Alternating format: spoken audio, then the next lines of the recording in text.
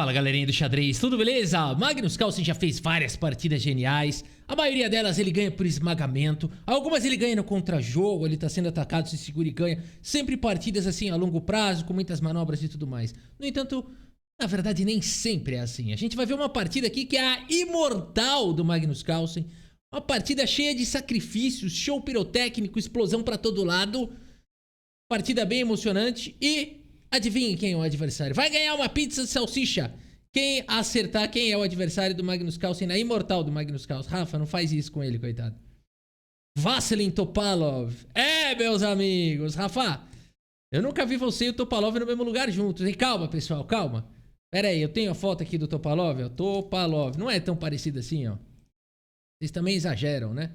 Olha aí o Topalov aqui, ó. Nada a ver, tem nada a ver. Tem nada a ver comigo, Topalov. Aqui é o seguinte, pessoal. Volta pra partida, Rafa. Volta pra partida.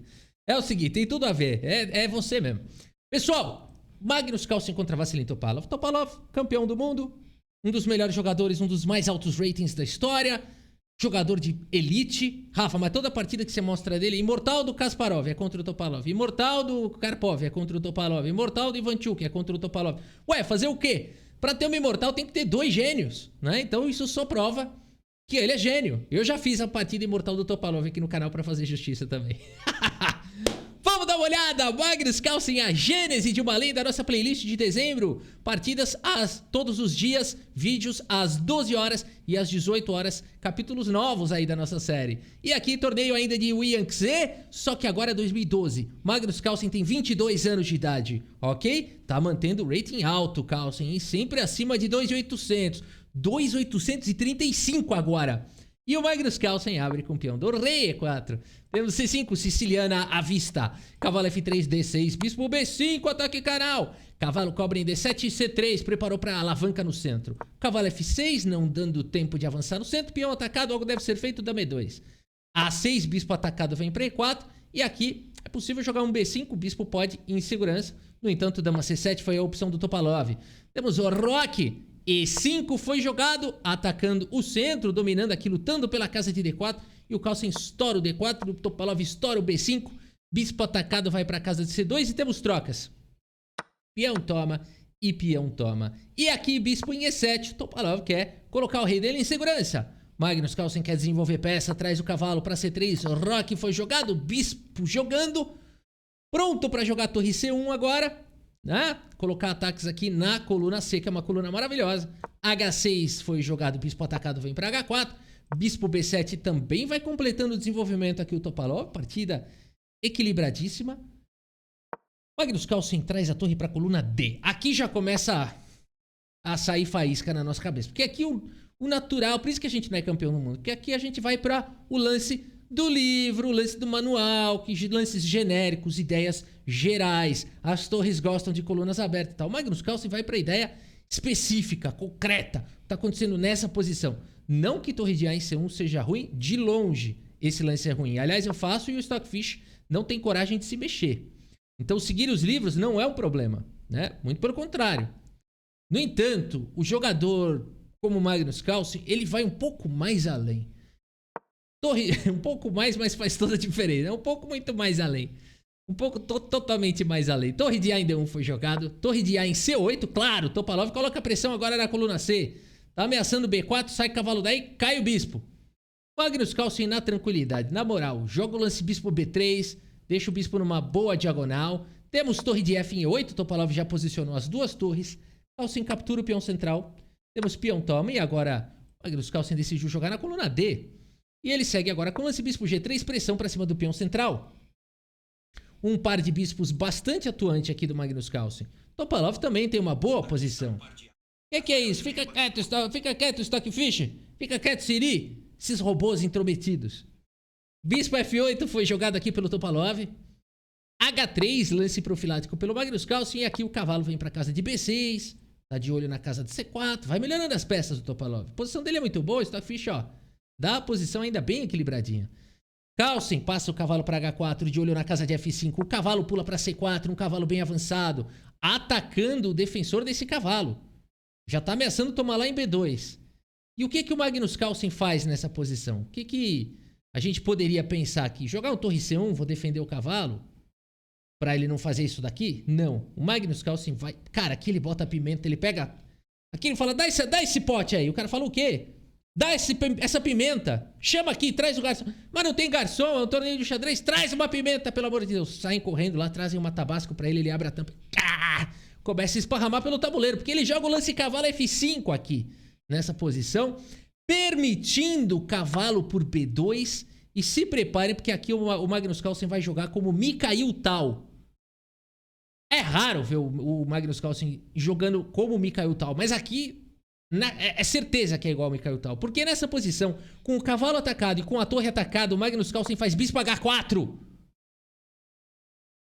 É claro que nesse momento o Topalov fala o quê? Passa essa torre pra cá, tô ainda atacando o cavalo e ainda vai ser com o tempo sobre a dama. Já era. O que esse Carlsen tá pensando?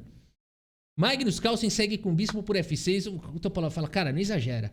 Aqui é campeão do mundo. E já fui 2.800 de rating também. Não vem não. Não vem não. A barrinha tá dando até... Não vem não, Magnus Carlsen. O que você tá fazendo? Tá inventando moda. Cavalo por C3 jogado aqui. Se a gente fizer uma pequena contabilidade, e é importante fazer isso durante essa partida, senão a gente se perde. Pretas tem uma torre a mais e um ataque pra cima da dama. Tem uma torre a mais e um ataque pra cima da dama. Magnus Carlsen segue com o lance dama G4, o único lance da posição, seguindo com um ataque feroz na ala do rei, não se preocupando com questões materiais. Topalov segue com o lance bispo por E4, atacando o cavalo, tentando eliminar os atacantes aqui do Magnus Carlsen. E aqui tem várias possibilidades, cavalo por G7 é uma possibilidade bastante interessante. O Carlsen faz as contas aqui, prefere para linhas mais complicadas. Cavalo por H6 cheque. Rei H7. E aqui agora o Magnus Carlsen está levando um garfo e tem uma torre a menos. Ele está levando um garfo e tem uma torre a menos. E ele segue com o lance bispo por F7. Esse lance ataca a torre, é verdade. Mas o bispo tá na mira da dama aqui. Se esse cavalo sair daqui, cai o bispo. Cara, todas as peças do Magnus Carlsen estão atacadas. Exceto a dama, por enquanto. E a barrinha tá falando que aqui... Diferentemente do Mikhail Tal, essa combinação aqui pode não dar certo. A maioria do Mikhail Tal não tinha jeito de segurar. Essa tem. Só que o Topalov não encontra, porque é muito difícil de encontrar aqui o lance. Bispo D3 seria o lance da posição. O quê? Como assim bispo D3 é o melhor lance? Esse lance não faz nada. Tira o bispo de um lugar, põe do lado aqui, não muda nada. Não, muda bastante. Esse lance aqui... Ele não apenas ataca a torre, como também permite que o cavalo chegue em F4 com velocidade, para ajudar na defesa. Então, por exemplo, torre E1 poderia seguir, cavalo E2 cheque, o rei sai, cavalo vem para F4. E aqui as pretas conseguiram trazer um importante defensor na posição.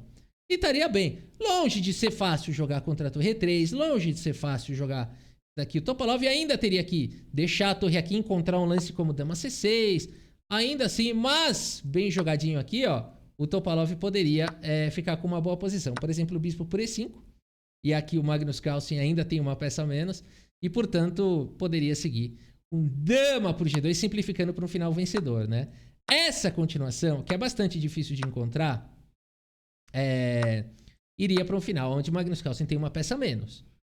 Ou seja, o Topalov tem o jogo na mão, mas ele não tem dona barrilda. Ele não sabe que ele tá melhor. Ele pode achar que ele tá... Né? Que esse Magnus Carlsen aí é realmente um cara fenomenal. Ele pode achar um monte de coisa. E de fato é. Né? Então aqui o Topalov, ele vai pro lance mais natural. Não é o mais natural também, né? Aqui a gente talvez poderia pensar em dama... É que já é muito difícil de achar um lance, né? Mas o Topalov vai para uma ideia aqui muito interessante. Olha a ideia do Topalov. Ele falou, cara, eu tenho muito material a mais. Vamos simplificar isso daqui. Segue com dama por F7. Rafa, tá aparecendo as variantes Milk, totalmente desnecessária para trazer emoção, né? Aqui a partida seguiu com cavalo por F7 e G por F6. Pessoal, é bem interessante. Porque, olha só, existe uma fortaleza absurda. Ó. Todo mundo tá se protegendo aqui, ó. Todo mundo tá se protegendo, ok? E, além disso, esse cavalo não tem volta. Não tem. Então, é muito material a mais aqui pro Topalov, né? Atualmente, se a gente fizer as contas, ó, uma dama, duas torres são um pouco melhores que uma dama. Cavalo mata com o cavalo. Dois bispos são levemente melhores que a torre. As pretas estão materialmente melhor e a posição não tá ruim não. Esse cavalo não joga. Ele vai cair esse cavalo. A ideia do Topalov é muito boa. O problema é que nessa posição tem esse lance F4. Abrindo linhas de ataque. O Topalov joga com bispo G6, fala tchau, cachorro, tchau. Magnus Carlsen fala tudo bem, segue com dama em H4 com cheque. O rei vem para G7, F por E5. Atacando em F6. Não acredito que ele vai salvar esse cavalo, não é possível. Porque aqui bispo por F7, Magnus Carlsen tem dama por F6, dama por F7. Espetáculo, né? Vai ganhar. Por isso, nessa posição, Topalov joga cavalo por E4, trazendo mais um defensor. Ao que Magnus Carlsen responde, aqui ele tá jogando igual o Mikhail Tal, com certeza. Ele tem um cavalo preso, quase nenhuma peça, e ele segue com torre por F6, sacrificando mais uma peça, Magnus Carlsen. A partida segue com o único lance da posição bispo C5, cheque. Porque aqui tem que dar casa de fuga pro rei. Se cavalo toma, dama por F6, dama por G6, isso aqui vai acabar. Cavalo H6, E6, e as brancas têm aqui uma posição já vencedora, né? Agora é o seguinte. Nessa posição, bispo C5, cheque o lance fino. Magnus Carlsen joga com rei H2, agora sim cavalo por F6, porque depois de dama por F6, rei H7. Tá dando para controlar aqui a posição. O Magnus Carlsen segue com o lance cavalo G5, cheque. Rei H6, cavalo E6. Ataca o bispo. Temos aqui uma situação onde o único lance é tomar. Esses caras sabem de tudo, né? Tem sequências aqui de checkmate também chegando. Por exemplo, vou jogar bispo E3. Parece um lance bom, né? Dama G7, cheque. G4, cheque. Dama F6, cheque. E aqui, seguido de mate. Portanto, esse cavalo aqui é monstruoso. Olha o que o Carlsen está aprontando. Ele aprontou uma rede de mate aqui. Torre G8 segura a casa de G7. Mas aí já leva mate pelo outro lado, né? Leva mate por aqui. É muito perigosa essa configuração. Por isso, o Topalov tem que sacrificar. Cara, não é possível isso. Torre por E6. Dama por E6, torre E8. Ataca a dama. A dama vem para a casa de F6. E aqui, bispo em E7 atacando a dama. Magnus Carlsen captura em A6 e a partida segue com B4. E o computador tá falando assim, é isso aí, tá equilibrada a posição. A gente fala, mas como tá equilibrado? O Magnus Carlsen só tem uma dama contra a torre e 2 bispos. Não vai dar certo isso, o Magnus Carlsen vai levar mate. Não. Magnus Carlsen segue com dama C4. Temos o lance bispo em F8, abrindo atividade. G4, avança na ala do rei, rei H7, o rei fica mais seguro. E6, dispara o peão, bispo D6 com cheque, rei vem para G2, bispo E7, peão bloqueado. Dama vem para casa de C7, rei G8, sai da cravada, rei G3, melhora a posição do rei. Carlsen agora vai vindo. Jogou como o Mikhail Tal até agora, e agora ele começa o esmagamento. Rei F8 foi jogado, as pretas nada mais podem fazer a não ser ficar com essa fortalezinha. Dama F4 com cheque e rei G7, dama D4 com cheque e rei G8, e aqui, cheque, cheque, melhora a posição, cheque, cheque, melhora a posição. Torre D8, Magnus Carlsen segue com dama C4, temos o lance bispo D3, aqui os computadores conseguem empatar isso aqui, hein? O computador jogaria torre D3 aqui, torre D2, e vai ficar dando cheque até amanhã. Ou se o rei se distanciar aqui, vai cair em H4 e tem contra-jogo aqui, mas a posição ainda é bem perigosa. Fala que vai empatar, mas isso aqui é máquina contra máquina. Entre seres humanos ainda tudo pode acontecer. Mas o Topalov joga bispo D3. E agora as peças ficam um pouco descoordenadas, porque o Carlsen segue com dama C6. A partida segue com bispo B1 atacando o peão. Magnus Carlsen deixa o peão e joga com H5. Bum! Deixando o peão de A2, permitindo um peão passado, o Topalov captura o peão e fala, oba, tem um peão passado. Tenho contra-jogo, tenho esperança. Carlsen faz o lance dama E4, roteando agora a dama para a ala do rei, protegendo ainda o peão. Rei H8 foi jogado H6. Bispo vem para F6, Magnus Carlsen segue com E7, exclama. Torre E8, e agora não defende mais esse peão, eu não preciso, porque dama F4 foi jogado. E aqui o Topalov já está perdido, pode abandonar. Bispo por E7 perde no ato, por conta de dama cheque, seguido de mate. Então, nessa posição, já não tem mais como salvar o bispo. Se o bispo sair, dama cheque. Vai ganhar a partida na hora. A torre está desprotegida. Acabou. Topalov segue com bispo G7 no desespero. Peão toma, rei toma. G5 jogado pelo Carlsen. Rei G8 foi jogado. Mas depois de dama em F6, meus amigos, Vassilin Topalov abandona aqui a partida. É inacreditável. Abandonou porque não dá mais, pessoal. Aqui uma possível continuação. Bispo B1. Você vai disparar o peão. Bispo A2 controla a casa de F7. Magnus Carlsen pode seguir com G7, ameaçando dama F8. Bispo F7 pode impedir isso, mas agora dama em H6, ameaçando dama H8. Mate. Tem que tirar o bispo daqui, portanto, para não levar mate. De qualquer maneira, seguiria dama em H8. E aqui, não dama por, mas sim dama F8, cheque. Jogando o rei para longe da defesa da torre. A torre não pode capturar, porque senão você vai promover. E pode até fazer com esse, né? Captura com esse, depois traz outra dama. Por isso, rei G6, torre cheque. E dama cheque aqui acabou, né? Agora a variante milk desnecessária. Calma aí. Dá pra fazer, dá pra fazer. Totalmente desnecessário isso, mas dá pra fazer, ó. E aí você promove um e promove o outro com cheque. Olha aí, que legal, né? Então, mas enfim, não precisava fazer isso aqui.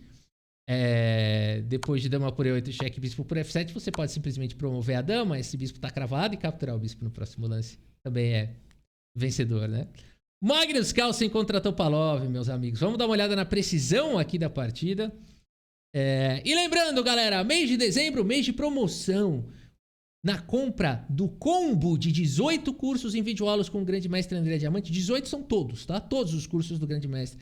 Acesso vitalício para você pelo preço de um curso. Além disso, você ganha 3 meses de acesso ilimitado ao aplicativo Xadrez Brasil Pro, levando aí alunos do nível 0 à maestria na palma da sua mão, tá bom? Conheça, aproveita. O link tá na descrição do vídeo. Magnus Carlsen não fez a partida mais precisa da sua vida, com certeza 89.1, teve alguns blefs aqui, mas entre seres humanos estava muito difícil. E creio eu que a posição era tão complexa, creio eu que o Topalov se prejudicou no tempo, no relógio. Principalmente nesse momento aqui, onde ele estava melhor e acabou não conseguindo encontrar os lances, né? Então o Topalov teve a possibilidade, mas a posição era tão floresta escura do Mikhail Tal que 2 mais 2 ali não era igual a 4. E Magnus Carlsen conseguiu, portanto, essa belíssima vitória com 2 lances brilhantes. Eu acho sempre que teve muito mais, né?